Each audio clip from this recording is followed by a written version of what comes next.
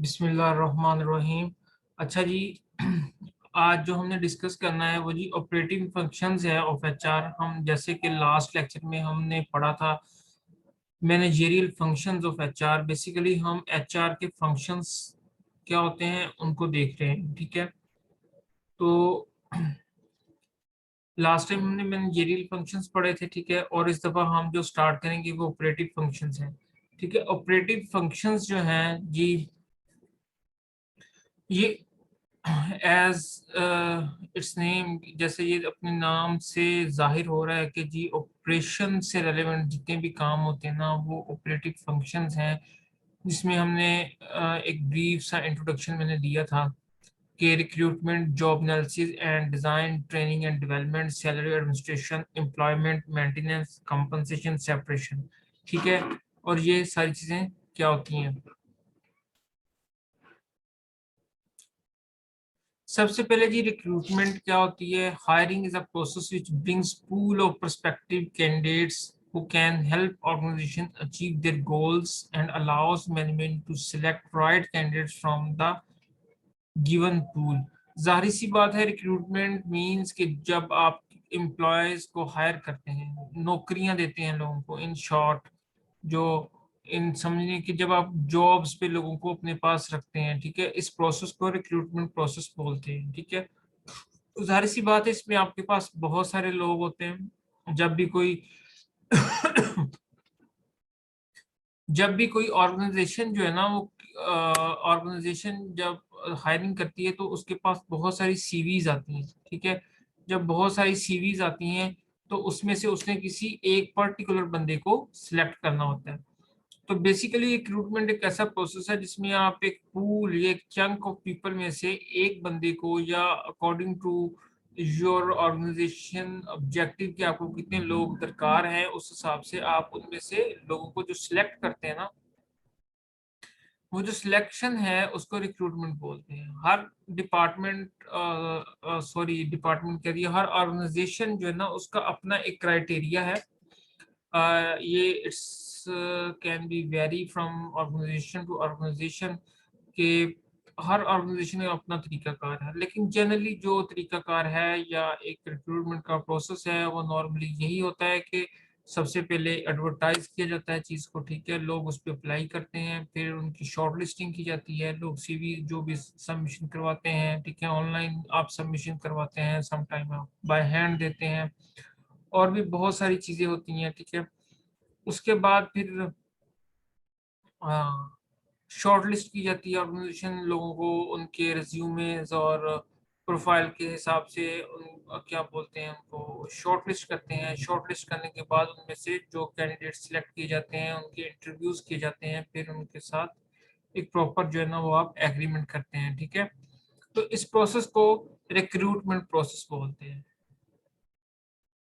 Job analysis and design, describing nature of the job like qualification,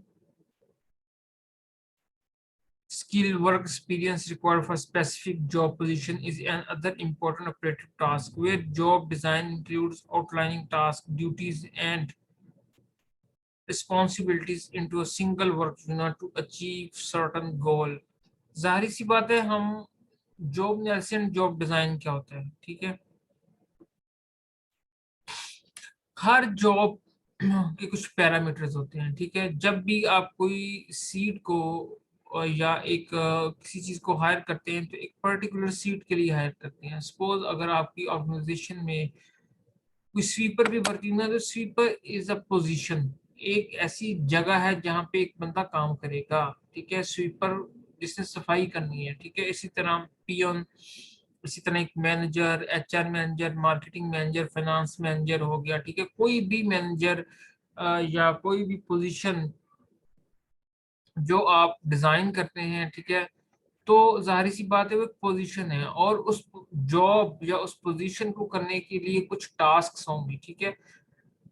position कोई भी हो सकती है, हम इस टाइम जनरली बात कर रहे हैं। जॉब एनालिसिस क्या है कि उसमें हम ये डिसाइड करते हैं कि इस जॉब या जो पर्टिकुलर सीट है जिसपे हमने एक बंदे को हायर करना है, उस जगह पे काम करने के लिए उस बंदे को कौन कौन सी स्किल रिक्वायर्ड है, कौन कौन सी उसकी क्वालिफिकेशन उसकी कैसी होनी चाहिए, ठीक है। तो ये सारे काम, उसका वर्क एक्सपीरियंस कितना मैटर करता है, ठीक है। लाइक अगर आप बात कर रहे हैं, आपने एक स्वीपर को हायर करना है तो उसको सफाई करना आना चाहिए, ठीक है। अगर आप एक मैनेजर सपोज कर रहे हैं कि आप एक फाइनेंस मैनेजर को हायर करना चाह रहे हैं, तो जाहिर सी बात है उसकी क्वालिफिकेशन फाइनेंस से रेलेवेंट होनी चाहिए। तो ये सारी चीजें जो है ये जॉब एनालिसिस में आएंगी कि आप जो जिस जॉब को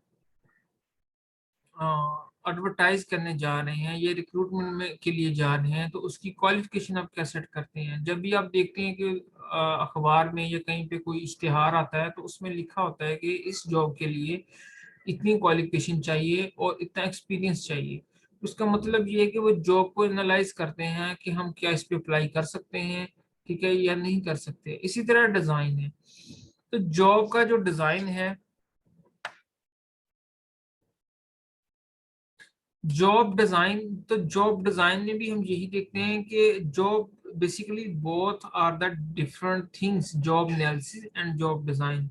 जॉब एनालिसिस में हम रिक्वायरमेंट्स देखते हैं कि इस सीट पे काम करने के लिए कितनी क्वालिफिकेशन, कितना वर्क एक्सपीरियंस और कौन कौन सी चीजें रिक्वायर्ड होती हैं, ठीक है। एनालिसिस करते हैं जॉब में कि हमें इस जॉब में करना क्या होगा, क्या क्या चीजें रिक्वायर्ड होंगी। जॉब डिजाइन बेसिकली जो एचआर डिपार्टमेंट होता है या ऑर्गेनाइजेशन होती है, वो अपने ऑब्जेक्टिव्स को देख के डिजाइन करती है। सपोज एचआर डिपार्टमेंट या ऑर्गेनाइजेशन के गोल्स जो भी हैं उसको देख के वो उस जॉब से रेलेवेंट टास्क डिजाइन करती हैं। सपोज अगर आप मैनेजर, फाइनेंस मैनेजर हैं, तो उस जॉब का एक डिजाइन है, उसने कौन कौन से काम करने हैं। जब वो सीट पे बैठा होगा तो जाहिर सी बात है, अब ऐसे तो नहीं है कि जैसे हम प्रीवियसली बात कर चुके हैं कि एचआर का मकसद ये है कि आप एम्प्लॉयमेंट का प्रॉपर यूज, कि हाउ ह्यूमन का प्रॉपर यूज, कि ह्यूमन एक रिसोर्सेज हैं और हमने इनको कैसे यूज करने हैं प्रॉपर्ली। तो ऐसा तो नहीं एक सेट कल्चर है जनाब, एक बॉस बैठा हुआ है, वो अब फाइनेंस मैनेजर से बोले जनाब आपने मेरे घर के काम करके आओ जी, मेरा ये भी ले आओ वो भी ले आओ, ऐसे कर दो वैसा कर दो। ऐसा नहीं होगा ना। बेसिकली जिस सीट के लिए, जिस चीज के लिए आपने उसको अपॉइंट किया है, तो वो उसी चीज का रिस्पॉन्सिबल होगा। तो उसकी जॉब का कुछ डिजाइन होगा कि उसने कौन कौन सी ड्यूटीज परफॉर्म करनी है। लाइक अगर वो एचआर लाइक अगर उसको फाइनेंस की जगह पे रखा गया तो उसको पता होगा कि सारा अकाउंट्स जितने भी है वो उसने मैनेज करने हैं। अगर वो मार्केटिंग के रेलेवेंस से उसको हायर किया गया तो उसको पता होना चाहिए कि उसकी जॉब का डिजाइन सिर्फ मार्केटिंग से रेलेवेंट होगा, ठीक है। इसी तरह अगर आप अपनी यूनिवर्सिटी की एग्जांपल लेते हैं तो आप देखते हैं कि यूनिवर्सिटी में वीसी की जॉब डिजाइन और होती है, ठीक है। एचओडीज की जॉब डिजाइन कुछ और तरह की होती है, लेक्चरर्स की कुछ और तरह की होती है, ठीक है। लेक्चरर्स जो है उसकी जॉब डिजाइन में जस्ट पढ़ाना और लाइक आपकी असाइनमेंट्स को देखना, ठीक है, आपकी वैल्यूएशन करना, ये सारी चीजें उसकी जॉब डिजाइन में आता है। इसी तरह वीसी की जॉब डिजाइन में ये नहीं आता कि उसने बच्चों को भी पढ़ाना है या उसने आपकी वैल्यूएशन करनी है, ठीक है। उसकी अपनी जॉब का एक डिजाइन है, उसने कुछ और टास्क या कुछ और चीजें परफॉर्म करनी होती हैं, ठीक है। तो ये डिजाइन कौन करता है, ये बेसिकली नॉर्मली तो एचआर डिपार्टमेंट ही डिजाइन करता है, लेकिन कुछ टॉप मैनेजमेंट भी इसमें इन्वॉल्व हो सकती है। ये भी डिपेंड करता है कि आप क्या कर रहे हैं, ठीक है। अच्छा जी, नेक्स्ट है training and development. This function allows employees to acquire new skills and knowledge to perform their job effectively. Training and development also prepares employees for higher level responsibilities. Training and development, अच्छा जी, जब आप employees को higher करते हैं तो उनको कुछ train भी किया जाता है, ठीक है। जैसे बिल्कुल अगर आप फ्रेश कैंडिडेट्स हैं तो मोस्टली आप देखते हैं कि ऑर्गेनाइजेशंस जो हैं वो इंटर्नशिप प्रोग्राम्स लॉन्च करती हैं। उससे क्या होता है कि वो बेसिकली आपके ट्रेनिंग प्रोग्राम्स होते हैं। ट्रेनिंग प्रोग्राम्स कई तरह के होते हैं जी। उसमें ऐसा भी हो सकता है कि न्यू एम्प्लॉयज जो हैं उनके लिए भी आप ट्रेनिंग रखते हैं कि यार अगर वो हमारी ऑर्गेनाइजेशन में आ रहे हैं तो उनको हमारी ऑर्गेनाइजेशन के बारे में हाउ नाउ होनी चाहिए कि इस ऑर्गेनाइजेशन के अंदर आपने किस तरह काम करना है, ठीक है। सेकंड चीज, आपके एग्जिस्टिंग एम्प्लॉयज के लिए भी आप उसको क्या बोलते हैं, एग्जिस्टिंग एम्प्लॉयज के लिए भी ट्रेनिंग हो सकती है। सपोज आपका सॉफ्टवेयर अपडेट हुआ है, कोई नई मशीन्स आई हैं, कोई नया सॉफ्टवेयर आया है आपके लिए, ठीक है, तो उसके लिए को अपडेट करने के लिए एम्प्लॉयज को भी हम ट्रेनिंग प्रोग्राम्स देते हैं, ठीक है। समटाइम वक्फे वक्फे से हम ट्रेनिंग प्रोग्राम जो उनके डेवलपमेंट के काम भी कर होते हैं, समटाइम हम उनको मोटिवेशन से रेलेवेंट भी जो है ना वो काम करवाते हैं कि जनाब आप जो ना मोटिवेशन उनकी लो हो गई है तो मोटिवेशन लेक्चर्स उनके लिए देते हैं, उनकी डिफरेंट ट्रेनिंग प्रोग्राम्स करवाते हैं, वर्किंग ट्रेनिंग, कोई नई मशीन्स, कोई नई नॉलेज, कोई नई टेक्नोलॉजी अगर मार्केट में है तो उससे रेलेवेंट आप उनकी ट्रेनिंग और लर्निंग एक ऐसी चीज है which should not be stop. Learning process कभी भी हम रोक नहीं सकते, ठीक है। जब एक ऑर्गेनाइजेशन जो है वो लर्निंग के प्रोसेस से गुजरना बंद कर देती है तो वो फ्लॉप हो जाती है, ठीक है। उसकी बहुत सारी एग्जांपल हैं।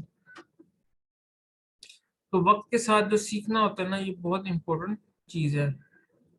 सैलरी एडमिनिस्ट्रेशन की नेक्स्ट है human resource department also determines page for different job types and includes compensation incentive bonus benefits etcetera related with job function. अच्छा जी, सैलरी एडमिनिस्ट्रेशन भी एक बहुत इंपॉर्टेंट चीज है कि एचआर डिपार्टमेंट का ये भी एक फंक्शन है कि उसने हर जॉब के लिए जब वो जॉब एनालिसिस जॉब को डिजाइन करती है तो उस जॉब के हिसाब से उसकी सैलरी को एडमिनिस्ट्रेट भी उसी ने करना है कि इस जॉब पे काम करने वाले की कितनी सैलरी होनी चाहिए। और ये भी जाहिर सी बात है ऑर्गेनाइजेशन टू ऑर्गेनाइजेशन वेरी भी करता है और समटाइम आपकी स्किल्स भी मैटर करती हैं। मेरे ख्याल में कोई भी बंदा अपनी औकात के हिसाब से या अपनी औकात से ज्यादा नहीं कमाता, ठीक है। तो बाकी सारी चीजें जो है वो मैटर करती हैं, लेकिन जिसमें जितना टैलेंट होता है समटाइम कुछ ऑर्गेनाइजेशन ऐसी हैं जो सीनियोरिटी बेसिस पे आपको ज्यादा पे करती हैं, कुछ आपकी स्किल्स को देख के ज्यादा या परफॉर्मेंस को देख के ज्यादा पे करती हैं, ठीक है।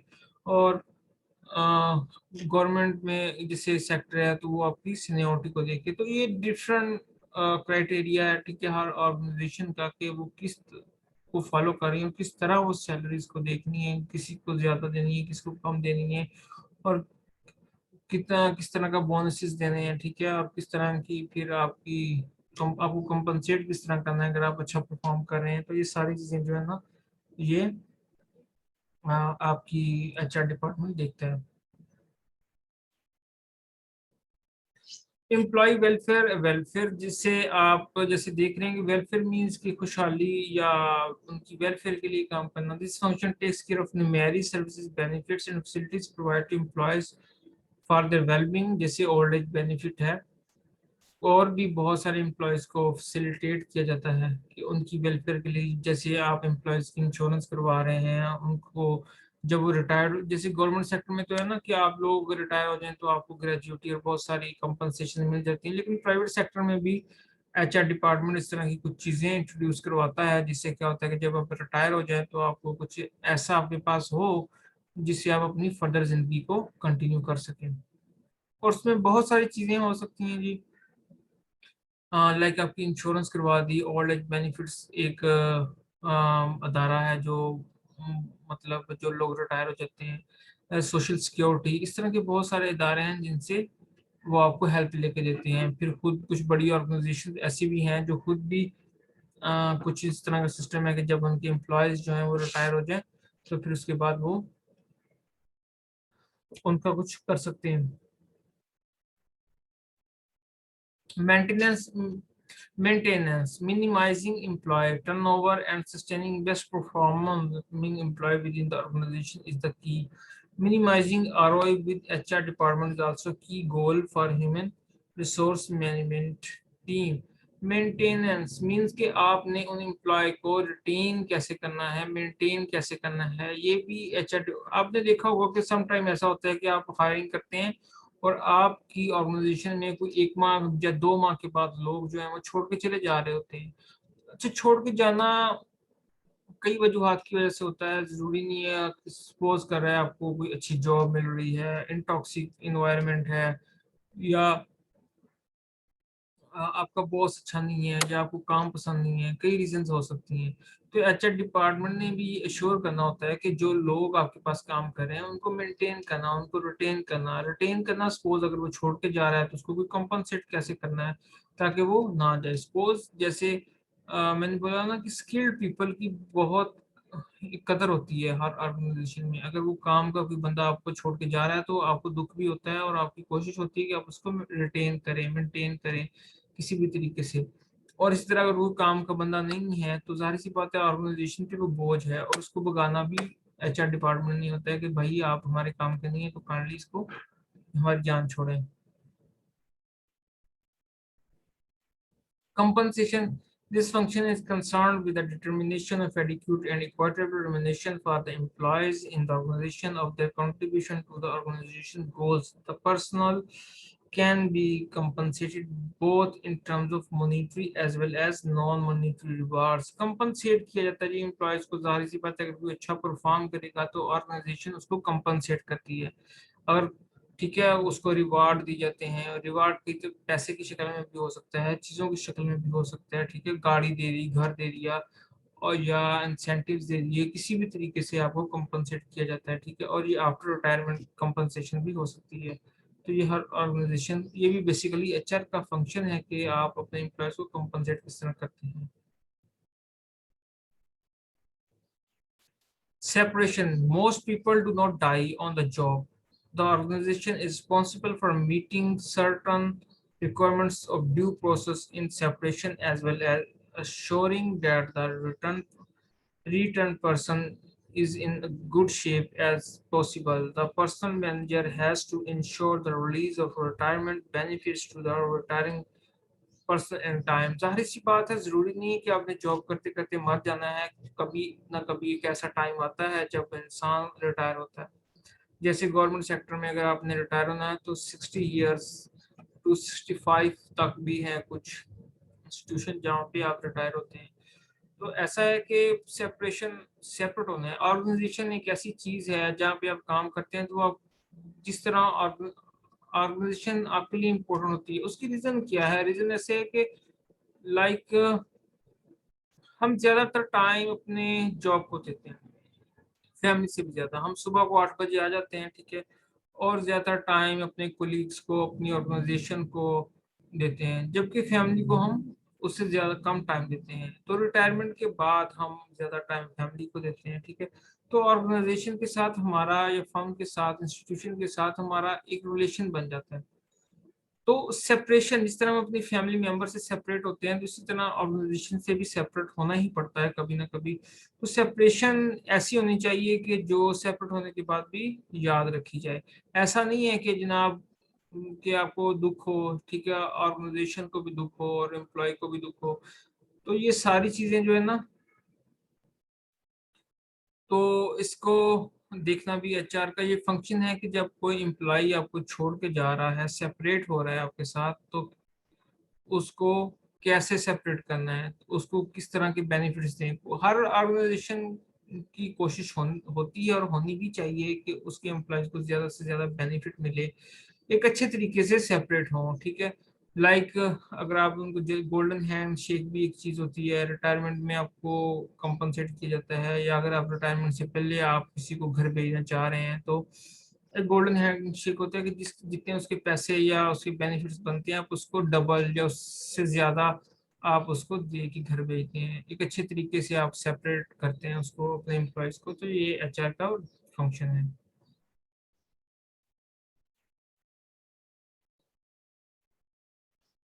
जी नेक्स्ट है एडवाइजरी फंक्शन। ठीक है, तो ये हम नेक्स्ट लेक्चर में इसको डिस्कस करेंगे, ठीक है कि जी एडवाइजरी फंक्शन क्या है, ठीक है।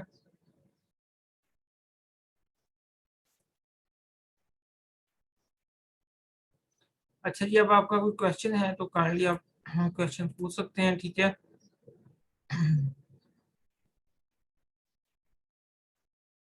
आप ये चैट रूम में आके तो आप if you have any question regarding today lecture, तो आप कोई भी क्वेश्चन कर सकते हैं, ठीक है। इसके बाद मीटिंग खत्म हो जाएगी जी, और ये रिकॉर्डेड लेक्चर जो है आपको यूट्यूब चैनल पे भी मिल जाएगा, ठीक है। क्योंकि इसकी फाइल जो हैवी होती है तो व्हाट्सएप में करना पॉसिबल नहीं होता। तो काइंडली इसको यूट्यूब से डाउनलोड करके बाकियों को शेयर कर दिए करें, ठीक है। तो ये ज़्यादा इजी है।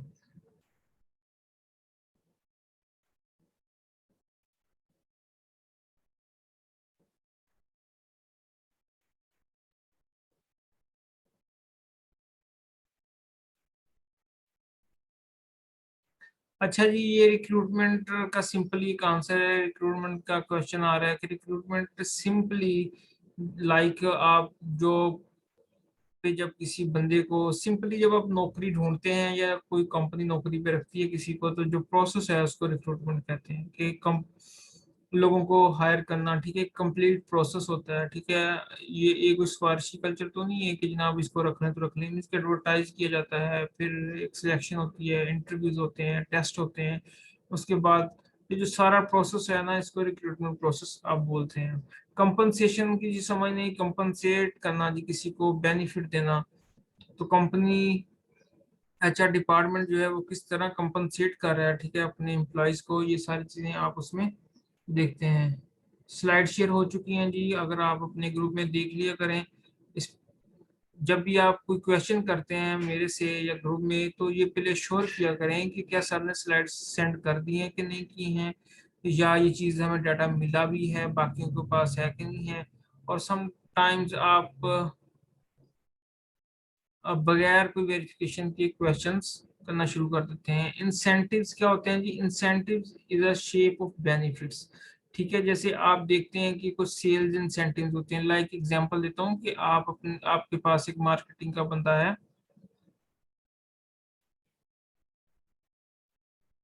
आपके पास एक मार्केटिंग का बंदा है, ठीक है, आप उसको बोलते हैं कि तुम्हारी इतनी सैलरी है, ठीक है, लेकिन तुम अगर और तुमने 1,000 की सेल करना है। सपोज अगर तुम 1,000 से ऊपर चीजें सेल करते हो, तो 1,000 प्रोडक्ट से ऊपर प्रोडक्ट सेल करते हो, तुम्हें इतने परसेंट एक्स्ट्रा दी जाते हैं। ये क्या इंसेंटिव है।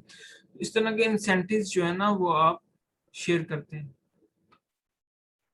जी next question.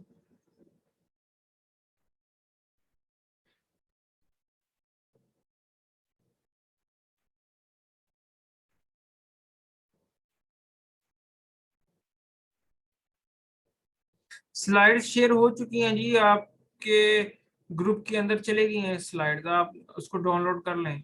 Thank you so much जी। और ये लेक्चर जो है वो आपको अवेलेबल हो जाएगा, ऑडियो वीडियो कंप्लीट। इसी तरह वो जो चैनल है, अगर सब्सक्राइब जहाँ पे भी मैंने लिंक सेंड किया था, वहाँ पे आपको अवेलेबल हो जाएगा। ठीक है, थैंक यू सो मच।